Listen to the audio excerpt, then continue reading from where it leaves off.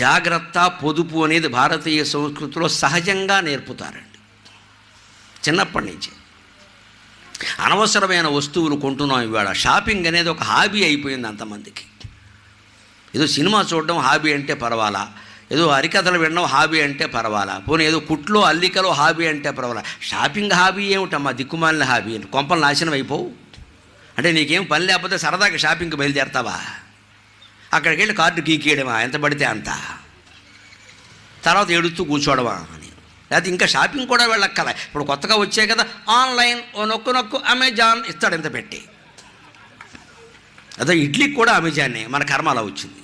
హోటల్లోంచి కావాలంటే అమెజాన్, వాడెక్కడో అమెరికాలో తగులడతాడు, వీడికి ఏదో పంపుతాం, వాడు ఎవడికో పంపుతాడు, ఇది వస్తుంది ఇక్కడికి. దీనికోసం అమెజాన్ కావాలి. ఈ అట్టపెట్లు, ఆ లోపల ప్లాస్టిక్ ప్యాకేజీ ఎక్కడ పారేస్తున్నారో ఆలోచించండి అమ్మా. భూమి ఏమైపోతుందో. ఒక్క అమెజాన్ కొరియర్ ప్యాకెట్ మీరు తెప్పించారు అంటే